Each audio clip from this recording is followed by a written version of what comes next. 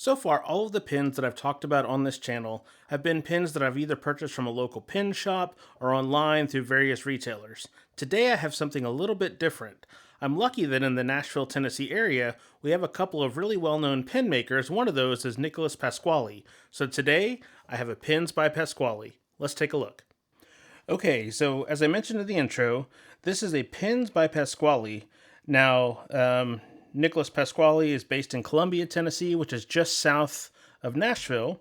So he relatively local to me, and I was able to meet up with him and pick this up in person. I had seen this at our Pin Club meetup a while ago, and I didn't get it at the time, but it had been kind of in the back of my mind, and I decided it was timely. I decided it was finally time to pull the trigger. So let's open this up here. First, we've got his model is the oversized Medin. It's a material made by Jonathan Brooks, and it's a one-of material, and it's in a matte finish. And it's got a QR code there so you can see his information, and he has signed on the card, handcrafted in Columbia. And then Pins by Pasquale, his Instagram, and email contact. And I'll put these links in the description as well. And then the most important part of any pin unboxing, I'm just here for the stickers, Pins by Pasquale. That's always great. But here we have it. This is a custom pour by Jonathan Brooks, as I mentioned, and it's in a matte finish. And I'm really a big fan of grays and blacks, and then just the slight little bit of yellow mixed in there. This pin just kind of, like I said, I saw it months ago, and it's been kind of in the back of my mind that, well, let me see if he sold it yet or if it's still sitting around, and he still had it, so it was time. So you can see it unscrews, and he has, he gets all of his Bach nibs from Kirk Spear, and he has his logo engraved on the nib. Now this is a fine nib, he didn't have any extra fine, so I'm going to use this, and if I need to, I can always get it sized down or just put a different Bach nib on it. But I'm going to start out with that, but I mean, look at the color variation on this. It's just so unique and cool looking, and I really liked that it's a matte finish. You don't see that as common on maker pins. Most of them are polished to show off the material, but I liked that this is, a subtle matte finish. Now, with this being a Bach nib, and this will post, this actually posts pretty nicely. And it's not a crazy big pin, but it's not small. It fits my hand really well, and that's the other thing I remembered when seeing this the first time, of how well it seemed to fit in the hand. So let's see. It takes a standard international converter that it came with. So I'm going to get this inked up and do a short writing sample. Since this is a Bach nib, it's, we kind of know what to expect from that. This is more of just showing off the unique pin and the detail. I mean, the craftsmanship on this is wonderful. All the threads are, great. It's, when you're holding the section, the threads are set back just enough that your finger really isn't even on them. And if you run your finger across them, they hold the cap on as needed, but they don't, bite into your hand. And then this will be harder to get the angle, but on the cap, there's an inset. So the threads actually start, maybe 1/8 of an inch into the cap. So it kind of sits in a little before it starts threading, so that gives that little bit of relief. So let me get this inked up, and we'll do a quick writing sample.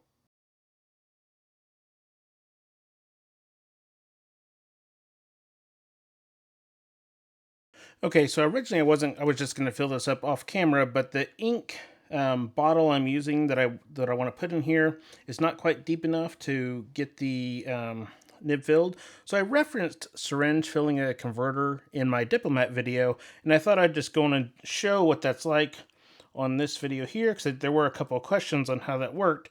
So this is just a blunt tip syringe, and I'll put a link to a similar one that I got on Amazon. I got these years ago as like a 10-pack. And all you're doing is putting the blunt tip syringe into the converter, and you can see it fits in there. And you're just putting in ink until you get up to the end. Put your extra back into your ink jar. And then what you do is you just take your converter and push it into the back of the nib unit. Make sure it's in there firm. And, as you can see, I've got a drop of ink here from when I was going to originally, fill it the standard way. So I've got a little bit of ink I want to wipe off of there. Now, you can still dip the nib in to kind of prime it so it gets into the feed. And then, do your normal wiping off any over and make sure there's none on the section so you don't get it on your hands as much as you can prevent it. So let me get this cleaned up and I'll do the writing sample. So before I get on to the writing, I'm curious, do you have any independent maker pens?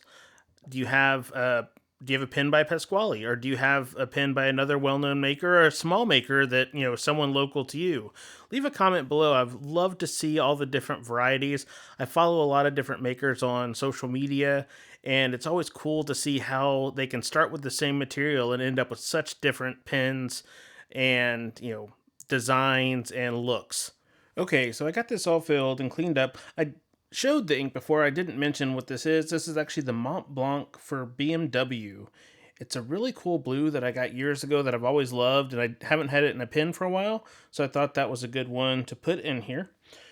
Okay, so this is the Iroful paper, so it's going to show the color, and it's going to add a little bit of a thicker line, and I wanted to do that because with this being a fine nib, I'm going to have to write with it some and see if I'm going to need to try and swap it out for an extra fine or if this is going to work.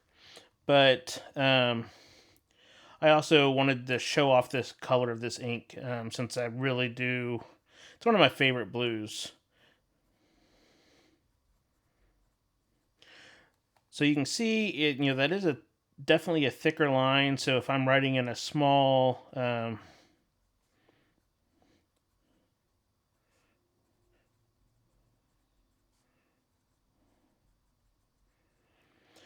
it's going to be a little bit thick, but this paper does have a thicker line, so I think it'll be usable. And like I said, I'm going to try it, and with Nick being local, next time he orders some nibs, I might be able to get him to get one that has an extra fine with the logo on it. Now, because it's a Bach nib, I could put one on there without the logo, but I kind of like having the maker's mark on the nib, so we'll have to see how that goes. And I just for comparison's sake, I do have a Bach extra fine here in one of my Asvines, so I thought I would just show, the variation difference, and this is Diamine Earl Grey in this pen, just to show, you can, with this paper really shows the variety of the line pretty well. So let me get this up closer to the camera here, and hopefully it focuses. So you can see there, the difference in the line thickness. So, it's not going to be a deal breaker by any means. I knew that when Nick has his pens, he has them without nibs, and he had a box with them all of all sorts of nibs, sizes, and things like that. So, we decided to put the fine on it and see how that went. But overall, when writing with it, like I said, this is one you can use unposted, and it fits comfortably in the hand. I don't have the largest hands, but you can see it sits comfortably in there.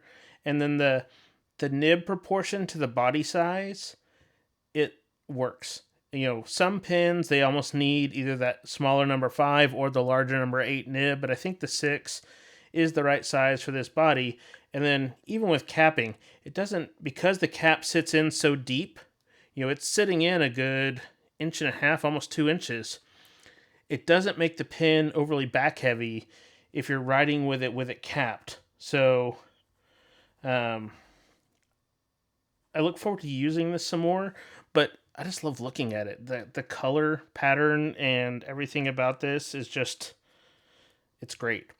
So definitely, check out Nick's Instagram at Pens by Pasquale, and I'll put it, like I said, have a link in the description.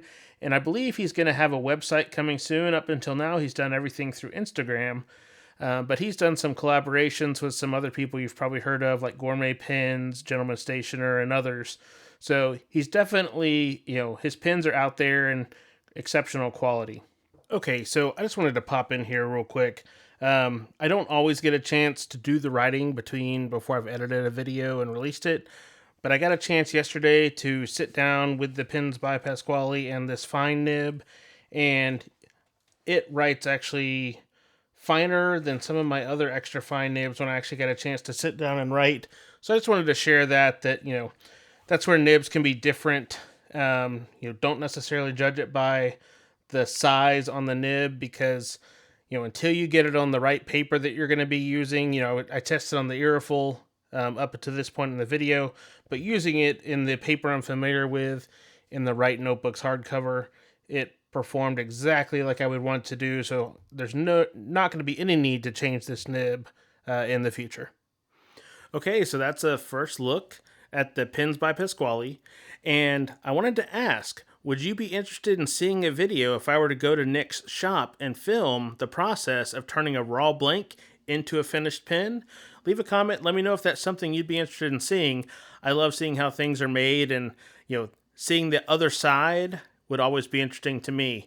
But let me know in the comments if that's something you'd like to see as well. If you're new to the channel, consider subscribing so you can see new videos as they're released, and thanks for watching.